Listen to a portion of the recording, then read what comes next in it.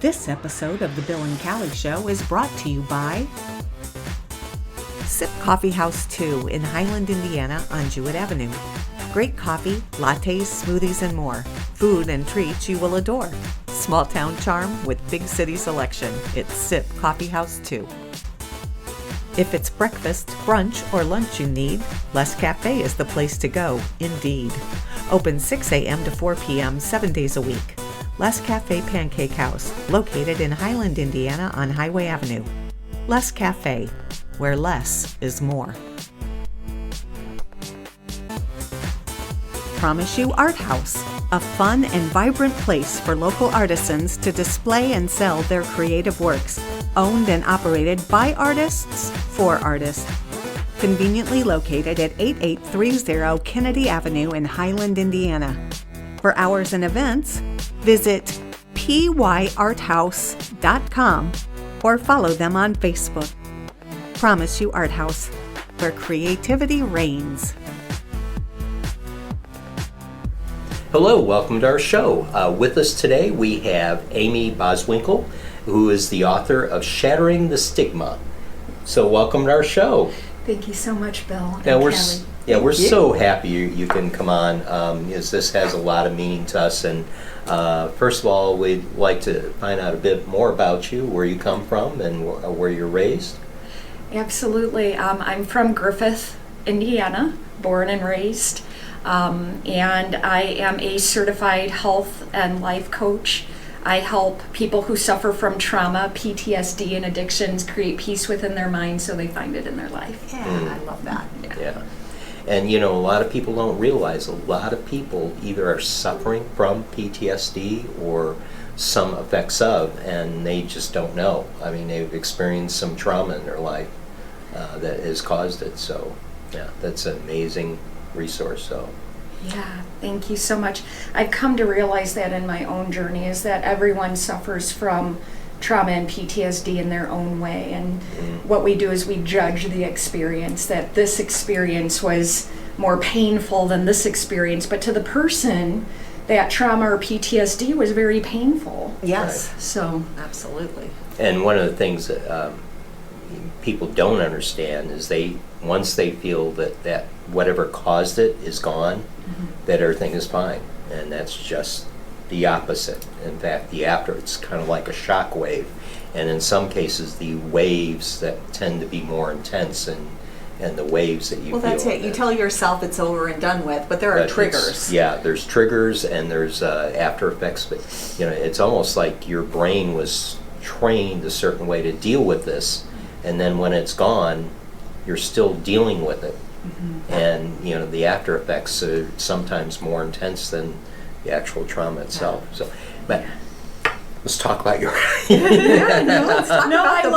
love that conversation. I just to add a piece to it is what I've found in my journey, and as I'm helping others overcome spaces where they feel lost and those triggers keep coming up, is that there's a lot of shame behind the trauma and the PTSD, and shame hides in secrecy, right? So we will secretly hide the shame of that trauma or that PTSD, and when those triggers occur, it's like that shame is being triggered over and over and over again, and we want to continue to hide it.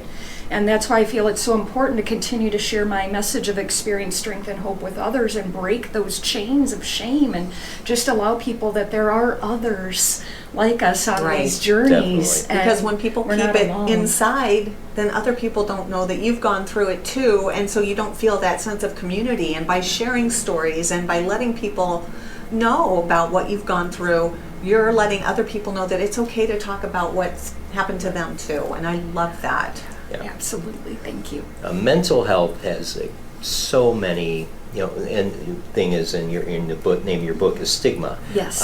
When someone is going through some mental trauma or a mental issue, the stigma behind that is so negative, they're afraid to bring it out. Sure. And and that's why this is a perfect Yep. title. Exactly. Shattering that stigma. And it keeps them from getting help as well, that you're probably familiar with. They're afraid because they don't want to be judged. And so why don't you talk to us a bit about that and some of your experiences, what brought you in to write this book? absolutely. So it's a collaborative book. There are 9 authors and myself, so a total of 10 authors sharing our stories of experience, strength, and hope on our various stories that we've gone through in life. And what I felt was so important is that I personally lived in so much shame around the things that I encountered in my life that I numbed out with alcohol, drugs, including heroin addiction, and food, being a secret binge eater for many, many years, because I really didn't know how to deal with the problems that were going on in my life. Sure. And my family didn't really talk about it. It was things that just kind of got pushed to the side and were quiet. And my mother was diagnosed with bipolar disorder when I was young. I don't exactly remember when. And just remembering back to that time and experiencing all the different versions of her and not knowing which version of her I was going to get, because there was the version of her who slept for many hours a day, and then there was a version of her who was up and had a lot of energy, almost very too energized, where she was going, and Almost manic. yes, in that. very manic. There were versions of her where I remember waking up in the middle of the night and she was on the phone talking very loudly to a friend and being told that I had to go back to bed, and not understanding what was going on. Not always there for my brother and I, from my perception and my point of view in a young child's eyes. So much so that I thought I had to take care of my brother and became his mother in a sense, making sure that he had food and the things that he needed for school, made sure that his homework was taken care of. And honestly, I'm grateful for that, because without that, I don't think that I would have survived life. It gave you a purpose. It gave me Yeah. a purpose. Yeah, so I'm incredibly grateful for that. But that experience, and how old were you when you were experiencing all these things with your mother? I want to say I remember it pretty vividly, between maybe 6 and 8 years old. I was also sexually abused by a family member when I was 3 years old, and I was told that if I ever told, that I wouldn't be loved anymore. So I lost my voice in that experience Sure. as well. So there was that to contend with too, and looking out into a world where I didn't feel like I could talk. And even literally losing my voice around strangers and not being able to speak up for myself. Wow. And boy, the courage to come out and identify, number one, and now you have a voice through this book and how to help other people out. That is amazing. It is. It's a beautiful, beautiful yeah. journey. Yeah. It is. Thank you. It is trying to take some of your own dark experiences, turning them around, and sharing them with other people is powerful. Very powerful. So. Thank you so much. Wow. So, I mean, yeah, boy, gosh, those instances alone, I mean, yeah, which, again, the trauma that you suffered during that caused you to get into suffer alternate ways of escaping that. And, and that's what people unfortunately do sometimes, because they don't want to identify that there's a problem that can be solved.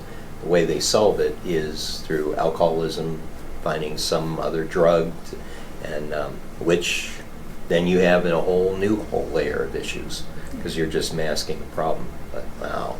So tell us a bit about the part that you bring into this in this book, and is this kind of like a compilation of stories and how people got beyond what they were going through? What angle does this come from? So it's a story of women who have overcome their own adversity in mental health, shattering the stigma of mental health. My personal role in this book is sharing my story of arriving at a space in my life where I felt so lost and so broken after trying to commit suicide multiple times, not knowing where to go, going into the conventional medicine space and being diagnosed with borderline personality disorder, depression, anxiety, and being diagnosed as psychotic, being put on prescription medication, and it wasn't even necessarily the labels that I got. It's just that I had arrived at a space where I wanted to get help, and I was seeking help and not being given the help that was right for me personally. And how all the women in this book, including myself, have overcome that and continue to share their stories. Just a second. Didn't you hear that? I heard the beep, beep, beep. Let me just check going. All right. All right. And how we all have overcome these experiences to be a guiding light and voice for others out there who are still suffering in silence. All of us are entrepreneurs who help others in some fashion. How did this book get started? I mean, who came up with this idea, or who decided, oh, let's all share our stories and write a book? Yeah, so a beautiful woman named Lori Soma, who has overcome great adversity herself, her stories in the book, and she just wanted to get stories out there. So I saw a post on social media. You are a woman who has overcome adversity or has a story to share with others. I'd be happy to talk with you and see if you would be a part of this book collaboration. And I said yes. I said, you know what, I feel I have a story that could be shared with others and give them a hope and overcoming a journey, and I just desire to continue to share this story with others so that they don't feel so alone in life, and the other women feel exactly the same way. Now, have you all met and had a chance to, Unfortunately, we've not met in person. Oh, okay. We have a little collaborative Facebook Messenger thread where we communicate with one another, but it is a desire, I do believe, of ours in the future to have. So are these people from all over the United States? And I know one for sure is in Canada. Oh, wow. And they're all across the United States. Oh, wow. Yes. How exciting. Yeah, it is. I mean, it really. So how did you all meet and start collaborating on this? Because this is quite. You have to decide who. What is this going to be? Just what parts of each story? I mean, explain to us how this all started. Yeah. You guys together. How this gets to the point where it's a book. Yeah. So. It started through the idea of Lori's, of just wanting to get together some women who had a story of experience, strength, and hope to get it out there to other people. How this really came into fruition in my eyes is just that people felt that nudge inside of them. We are all connected, honestly, through social media. Social media is a web. So did you know each other before in your past lives? So that social media brought you all together. Okay, yes. All right. Well, I mean, that's one positive thing for social media. That's you get right. connecting people that have similar experiences, and that's great. So now, who decided whose stories got put into the book, and how did you write it and then just email it to her and everything? And all I know is that we were asked to private message Lori, and then she took the process from there. So she was the one who chose, and I do remember sharing little pieces of my story and what I wanted to get out there. Right. So Cool. yeah. And then it all ended up in this book. Now, how do people find this book so that they can use these stories to help themselves? So we are on Amazon.com. We have a Kindle version, and we do have the paperback version. If you want to get a hold of me, I'm happy to be able to provide information through my own personal Amazon link, or if you would like to get I like physical copies of things. Me too. It's just me. I love the feel of a book. Exactly. So if anybody's interested in that, I'm happy to get a physical copy to them. But they can order the physical copy through Amazon.com as well. Okay. yeah, I've got to read this. I definitely have to read it. Yeah, we're definitely going to order a couple. Yeah. Oh man. So I mean, this is really what we love doing, is having people like yourself who's gone through an experience and want to reach out there to help others. Because it's one thing getting beyond what you suffered, but it's yet another thing saying, you know what, there's got to be other people out there who went through what I went through, that struggled the same struggles. I'm going to help them. and that's what's beautiful about this, is that, that all of you come together. So how often do you guys collaborate? Do you get together periodically on the phone, just social media, or how's that happen? So social media, it's an interesting world, but I've met a lot of beautifully amazing people and connected with people globally all over the world, and it's such a beautiful experience that I never thought would, sometimes I wake up in the morning and I'm like, gosh, what an amazing life. It is. What an amazing life. And I just want to thank you, Bill, and you, Callie, too, for providing spaces like these for people like myself and others. I just think you're both so amazing. Oh, thank you. Well, we think you're amazing. That's why we want to have you on this show. You just share people's messages and stories, and you both really touch my heart. So thank you for this opportunity. I appreciate both of you. Thank you. Yeah.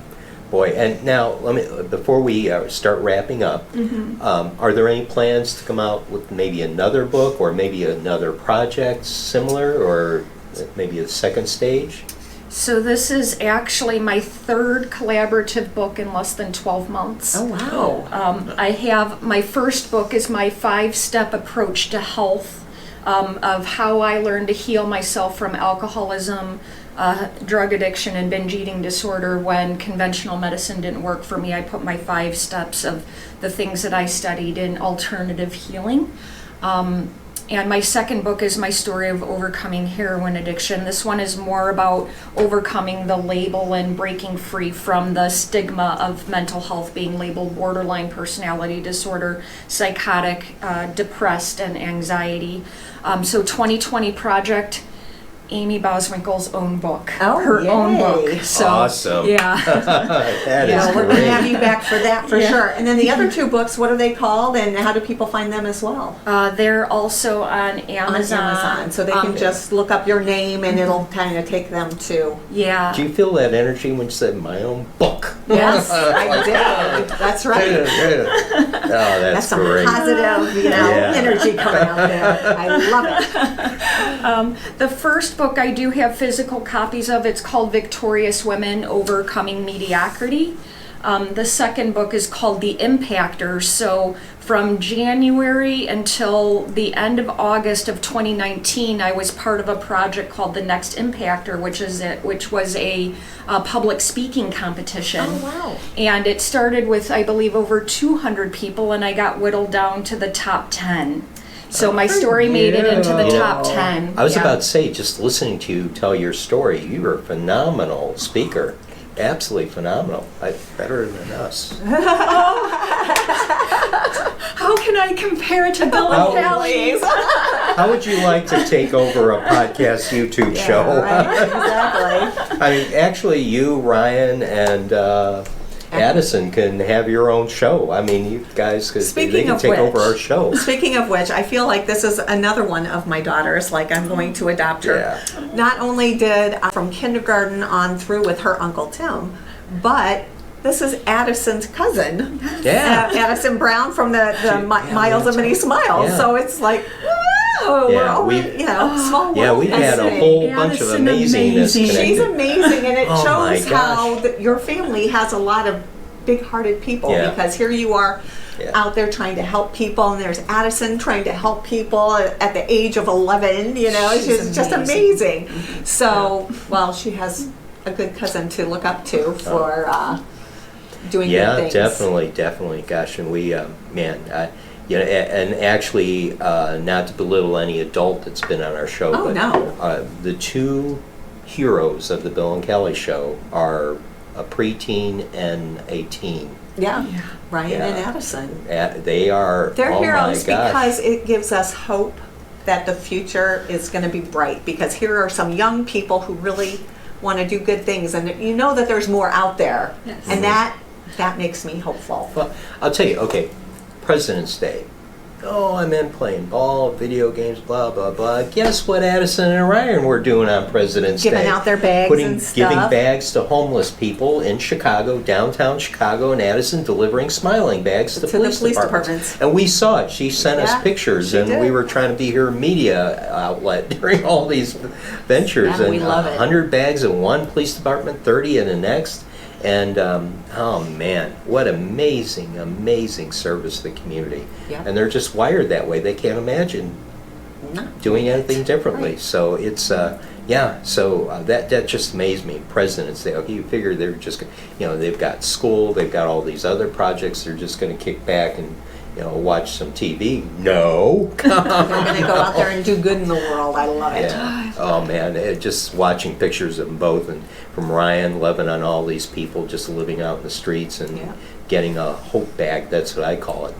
Full of essentials, and Addison dropping off these bags. They're going to give some light at the end of the tunnel. Some poor kid that's going through trauma. And then people who are going through these things have Amiee. Mm-hmm. Perfect.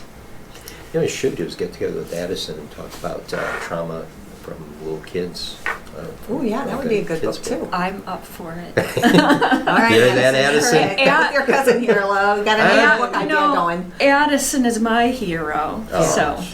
She's our hero. Heroes. I tell you, I never of thought that people's I'd preteen as a hero, but man, I'm telling you, these kids. But you're all our heroes. Yes, Anyone absolutely. that reaches Anybody out, who's doing good in the world, and that's why we have this show. We want to be a voice for people like you who are doing good things and positive things and fun things, like all the good stuff, not the bad negative stuff. Yeah, there's so many, and that's what that's sponsorship. That people look at sell ads and so on.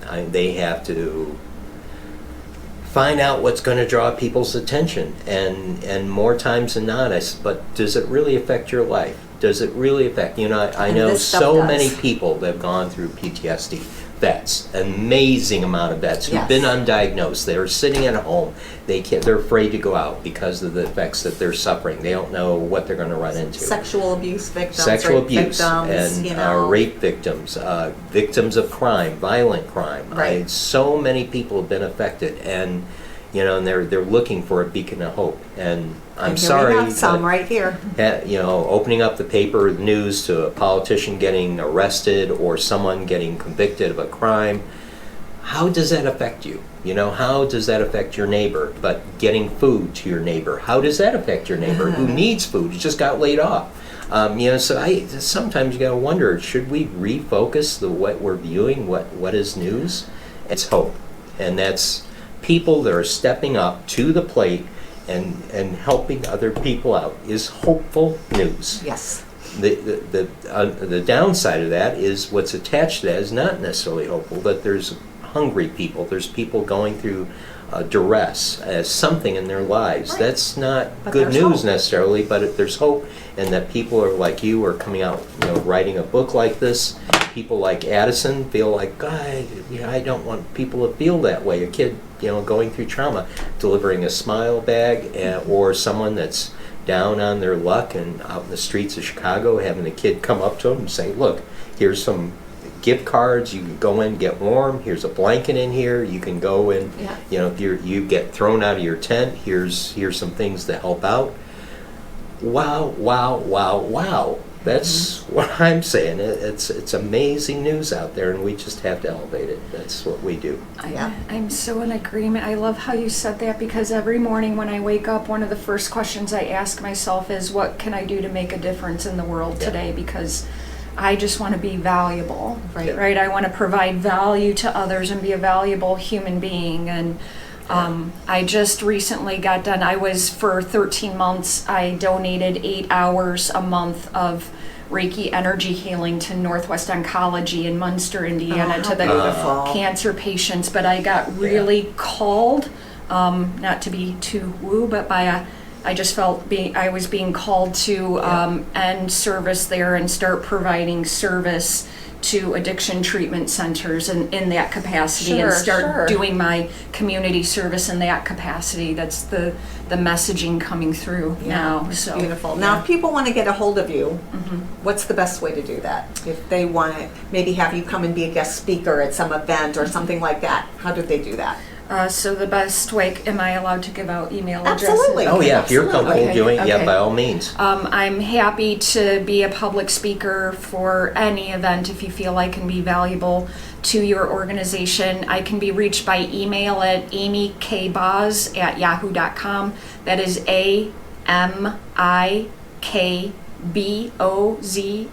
AMIKBOZ@yahoo.com. Or you can call me or text me at area code 219-793-3889, or you can visit me on my website. My business name is Connections Restored. It's www.connectionsrestored.com. Perfect. Cool. That's And wonderful. with that, we better start wrapping things Absolutely. up. But Thank you boy, so thank you. much. Thank you for all you do, and thank you for coming on our show. And when I say you're my new daughter, I'm not kidding. Oh. You are. You're my new daughter. Well, thank you. With that, we'll say goodbye for now. Bye, Goodbye, everybody. This episode of The Bill and Callie Show is brought to you by Sip Coffee House 2 in Highland, Indiana on Jewett Avenue. Great coffee, lattes, smoothies, and more. Food and treats you will adore. Small town charm with big city selection. It's Sip Coffee House 2. If it's breakfast, brunch, or lunch you need, Les Cafe is the place to go, indeed. Open 6 a.m. to 4 p.m. 7 days a week. Les Cafe Pancake House, located in Highland, Indiana on Highway Avenue. Les Cafe, where less is more. Promise You Art House, a fun and vibrant place for local artisans to display and sell their creative works, owned and operated by artists for artists. Conveniently located at 8830 Kennedy Avenue in Highland, Indiana. For hours and events, visit pyarthouse.com or follow them on Facebook. Promise You Art House, where creativity reigns.